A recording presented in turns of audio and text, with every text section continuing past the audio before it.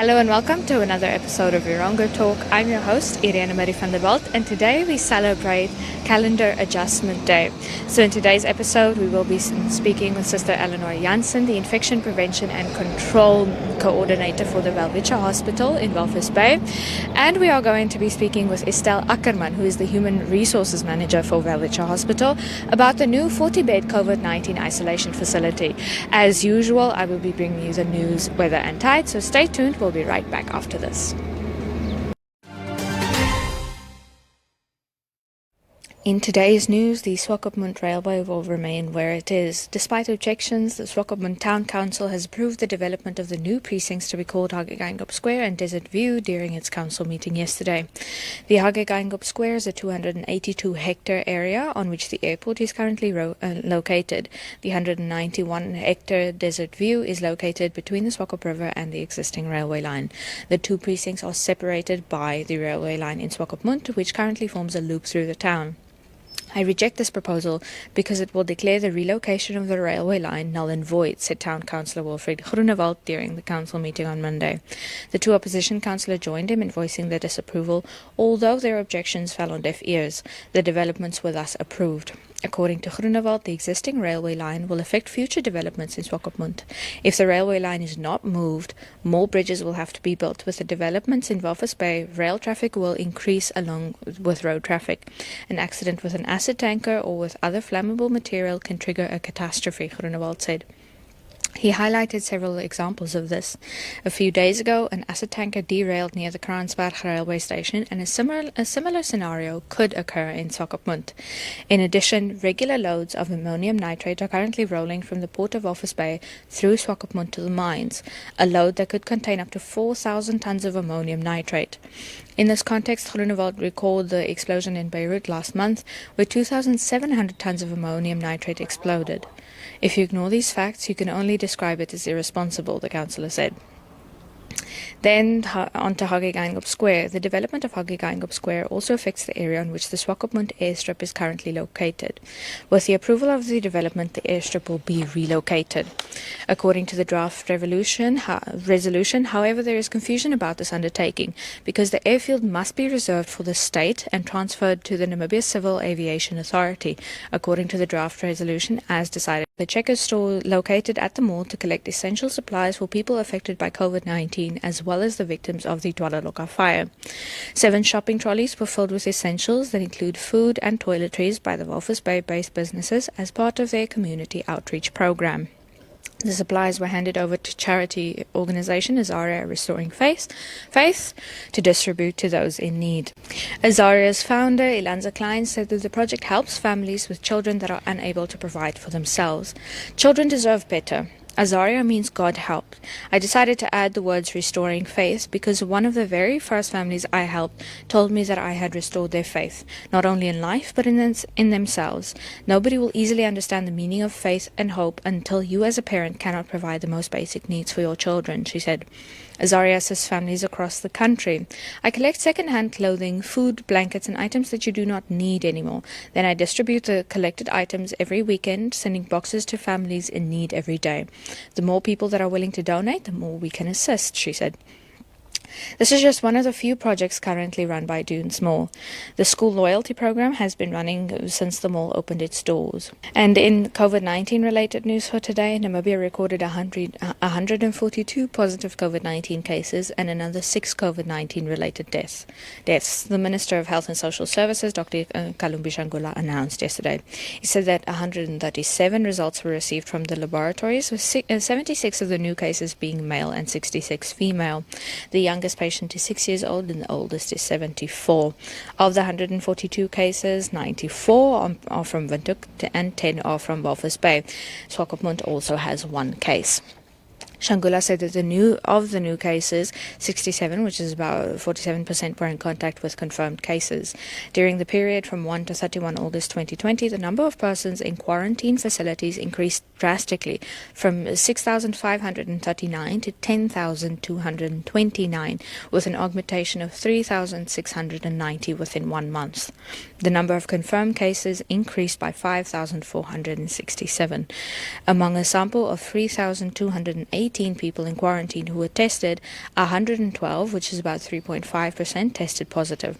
Quarantining contacts of cases plays an essential role in the prevention and spread of COVID-19 among populations, he said. The minister also announced 52 recoveries. 24 of these recoveries are from Khomas, 18 from Hadap, and 10 from Wangwena. He said that of the active cases, 29 are in severe to critically ill condition. 5 patients from the Erongo region are in critical condition, while in the Khomas region, 18 are severely sick and 6 are in critical condition, he said. 3 of the 6 deaths reported today, yesterday, are from Rehoboth, 2 from Windhoek, and 1 from Walvis Bay.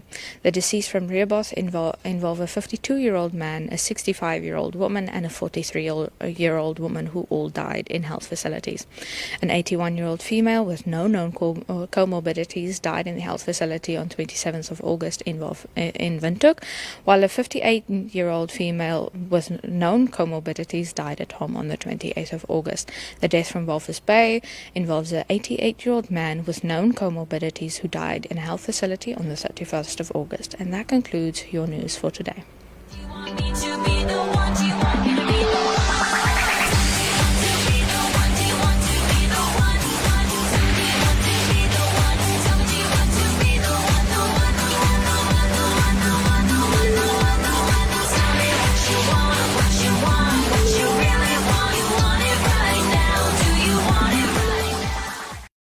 The Welwitschia Hospital in Walvis Bay built and financed a 40-bed isolation facility. We have a nurse and a doctor on site as well, and we also have park-care on site, so they're also doing the swabs whenever the doctor do refer a patient then for a swab.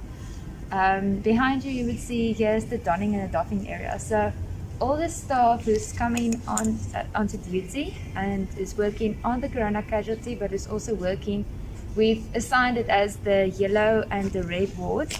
The yellow wards being for all the patients who is under investigation. So it's not confirmed yet whether or not they have the coronavirus. And the red ward is then for those patients who are confirmed. So all the staff working in the corona casualty and then also in the yellow and the red wards, they come through the donning and doffing areas in the mornings. First, they would come in here at the back of the theatre entrance. They would go through a proper screening procedure. They would then go through the donning area where they would come in their civilian clothes, if you can call it that.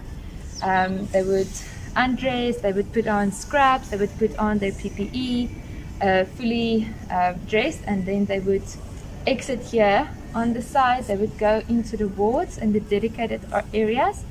And then we also have a tea area or an area where they can lunch here, so they don't really leave the area when they're on duty today. And then we also, this is our ICU, so this is the the COVID ICU specifically.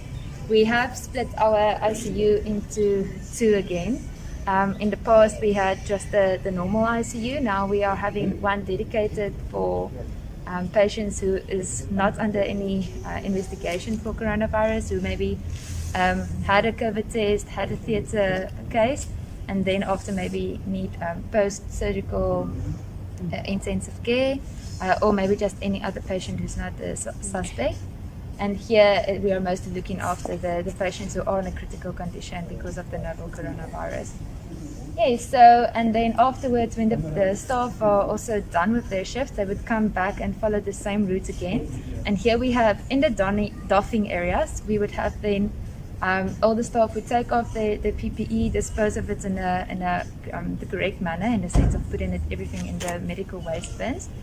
And we then also have showers, and everything that they took off the morning when they come on duty, we have double-sided lockers, so it's you can open it from both ends. So if you come in the morning, you put your things in a locker. The evening when you log off of shift, you can then just open the same locker from the other female and male units. And staff also first take a shower and then put on their clothes, so that when they go back home, they also feel safe. Their families feel that they are protected, and we know that our staff can also then come with a bit more peace of mind. With a lot of the hospitals in South Africa or in Switzerland, those who experienced COVID a bit before Namibia experienced it specifically. And we realized that one of the things that is absolutely critical for treating COVID patients is the oxygen supply to patients, and patients especially because of their shortness of breath. So Welwitschia Hospital increased the oxygen capacity from 100 liters to 300 liters by adding an extra or additional oxygen plant that was self-funded by the hospital in order to be able to supply all the patients with the sufficient amount of oxygen that would be needed to provide really the trusted care that they would be needing. We know that there is a lot of other facilities who is working from the mobile type of oxygen, and that is working well, but what is quite nice is that there's a bit more of a permanent situation or solution, and we're also not that reliant in terms of the transport of the mobile oxygen facilities to come here to our hospital in order to be able to cater to the patients. Be around a central nursing station so that we can have a nice view on all our patients. Sure. And be able to respond very quickly to any type of emergencies that is happening, or if you can see that a patient is visibly not stable or needs the necessary attention, then we can immediately act. Yes, then this side is 4 beds for your patients who are more severe ill than the others. Because you will get in COVID, you can walk in as a stable patient and within 24 hours you can desaturate. Desaturation means that the oxygen level in your blood can drop. And then you need the amount of oxygen, or if it's getting worse, you need to be sedated and to be put on a ventilator. But in this ward, we only cater for stable patients. You get in COVID, which we classified as a mild, moderate, severe, and critical patients. It's a 4 classifications. So in these 40 beds, we will cater now for our mild, moderate, and the severe. The critical ones will just go to exit that door into the COVID ICU. Any questions? We are afraid that they will be stigmatized with COVID, and even to be locked up. You get most 2 things. You get the quarantine and you get the isolation. Quarantine is when I was in contact with another person who was COVID positive within 1 meter without any protective mask or anything. Then I'm a contact. And then I must go in quarantine. That means I must be taken out of my environment, put alone somewhere, get tested, and wait there until my tests come negative or positive. If my tests come back positive, I will be put in isolation, like we have here, this isolation area, where I can be put in to get well until I reach my negative statement after 10 to 14 days. That's why it's important people understand the 2 concepts. Quarantine is just when I'm suspected. Isolation is when I'm positive and I need to be taken out in an area where I can't be contagious to anyone else. When will this ward be operational? We have a lot of staff who started today, the 1st of September, because it was quite difficult to get staff to run another unit at the hospital. This is 40 beds, and we call it the acuity, the care of the patient, determined how many hands you need to look after that patient. So we are already there, have about 16 people, new people who started here. We need to recruit them. They are all on a 6 months fixed contract for 6 months. It's quite amazing how people will leave whatever they're doing to come and work in a COVID isolation ward. So it's quite challenging. And this is an all small war zone, this. Yes. Because here you put your own life at stake because you want to give the best for your patient. And if God's willing, we want every patient who walks in here to walk out here healthy. That is really our whole goal for this whole settlement. It's very unpredicted. As we all know, the numbers here in the epicenter, which was us, the start of Namibia is now Windhoek, the central of Namibia. So we will, as the prediction goes, we will definitely have a slowdown in the numbers. But now, because the Erongo region are open again, and we can move around, people are coming in, moving out again. So we predict it will be another peak here by the middle of September to the end of October. So we can't actually say it's unpredictable, but we are ready to serve. That's why we need to prepare this whole area here for our patients, because we realize now when COVID peaked inside the hospital, there wasn't enough beds. And we had to discharge people and we had to show people away, and we don't want to do that. That's why the Welwitschia Hospital decided to take the initiative to start this 40 beds at least to cater for people. And we don't hope and pray for people to get sick, but if something happens, this place is available for them. And we can cater up to Windhoek even, if people need a bed. So that is why we are here. I think what is also important to note is that at the end of the day, the numbers in Walvis Bay may have stabilized a bit now, and we are very grateful for that. At the same time, as Sister Jansen also mentioned, COVID is very unpredictable. And we also do take note of the fact that a lot of the hospitals in the rest of Namibia may not necessarily have this amount of beds available, the staff available, the oxygen available. And if it then means that we are more than prepared for Walvis, then maybe we can actually help and serve the rest of the Namibia who is actually going to need some beds and some oxygen and some patient care.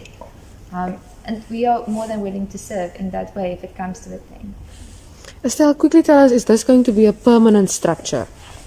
Permanent for now, in the sense that we will keep it around as long as COVID is around, or as soon as we see that it's maybe not needed for this structure anymore. The number of patients in the whole of Namibia is definitely starting to flattening out, and the number of beds that we do have available in the rest of the hospital is sufficient to then serve the rest of the patients here in Walvis Bay, in the Erongo region, but also in the rest of Namibia. The Namibians can realize how serious this COVID disease is actually. People come too late, and that's why we can't help them actually. So as soon as you meet any of the symptoms, that means some of a sore throat, the coughing, the chest pain, even the loss of taste, the loss of smell, even diarrhea, it shows us that people must really react. Don't say, oh, it's just another flu type thing, or just a small thing, you take home remedies, or I don't want to be tested because people will think they will not like me anymore and my family will feel endangered or whatever. Please people, we can't mess around with this COVID-19 virus. It's really a killer. If we don't act soon, that's why most of the people actually passed on, which they didn't have any comorbidities. That means that were healthy people without hypertension, without diabetes, without any history of medical problems before. So COVID is a reality. It's not something to play with. So the sooner you get help, the sooner the better the outcome will be. In the beginning of COVID was the fear for what can happen to me as a nurse working with the COVID positive patients. And what I realized is that I need to replace fear with faith. Faith that God will protect me, will lead me, give me the wisdom to do the right thing. And that's where the proper PPE comes in, the proper protective equipment, like we're wearing with the mask and the shields and all the gowns and all that type of stuff. And it's so important that at least make you feel safe being there. Now there's a barrier between me and my patient. Although we were so used as a nurse, you need to care your patient, you need to touch your patient, be there for patient. But in this instance, it's also very psychologically, the effect psychologically is hard on you. Because that patient is there without their family, without visitors. You are the only one who's next to the patient's bed. So you are the one who needs to support the patient, see how it suffers. There's some people who suffers at the normal breathing for an adult is 18 to 20 minutes per breath per minute. That patients go by 60 breaths per minute. Guys, it's terrible to see it. It's not nice. It's terrible. And for you as a nurse, you also experience it with the patient. And also that patient longs some love and tenderness. So on you, that when you go off duty after 12 hours, you feel so burnt out. You really, and that's why at Welwitschia Hospital, before we started with COVID, we had a psychologist who was specialized in COVID therapy, who had sessions with all of us, or most of us. And we also have now 4 telephonically sessions, which the hospital are paying for us actually, to provide that psychological support. Because you need to load off somewhere. And unfortunately, our poor families are the ones who must take the punch all the time. But now we're so fortunate to have this psychological well-being, wellness sessions that help us with that. We still need to obey the rules. I want to thank the President for this 8 o'clock rule that he put in, because now at least everybody can be safe in their houses. Let's just stay obedient and do what the government and what the medical and health facilities ask us to do, because that's the only way that we're going to stay safe. We can't get now back to normal life again because we're not there yet. COVID is our new normal. And we need to wear a mask. We need to wash our hands at least for 20 seconds with soap and water. We need to use the sanitizers, especially in the malls, in the shops. People don't ignore the poor security guys sitting there with that sanitizer. It's very important to sanitize your hands, to measure your temperature, and also to put your full name and the correct contact number, because you can be the next victim. You will never know. Please adhere to these little rules and policies. It will just save our lives. And now for your tides and weather for today. The coastal towns saw high tide at around 35 minutes past 3 this morning and saw low tide again at about 9:30 this morning. High tide expected again for about 10 minutes to 4 this afternoon, and low tide expected for about 10 minutes to 10 tonight. Walvis Bay saw sunrise at 11 minutes past 7 this morning and expect sunset at 52 minutes past 6 tonight. A maximum of 18 degrees Celsius with a south-southwesterly wind prevailing.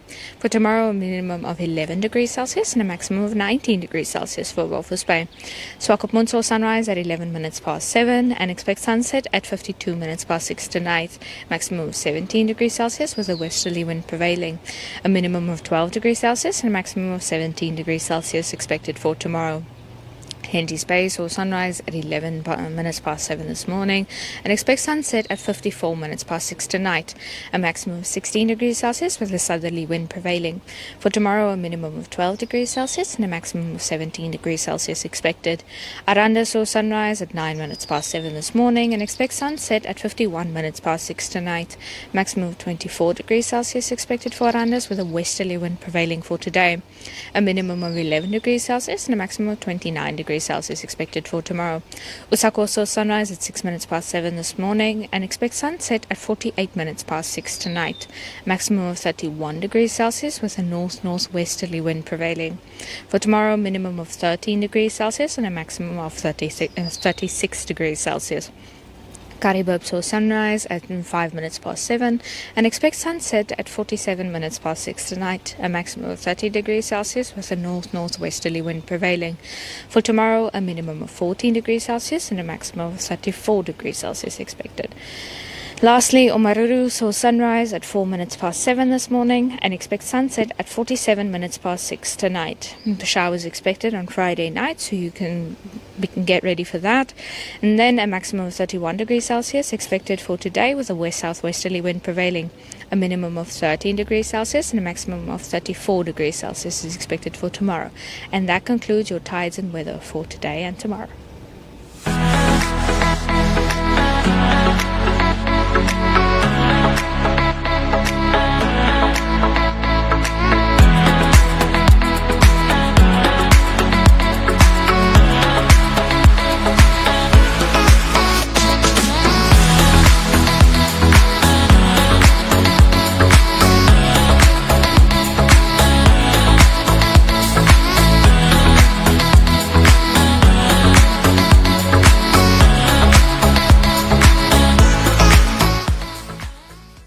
So thank you for tuning in today. That is all for today's episode of Erongo Talk. Remember that you can get in touch with us at 0811 7040.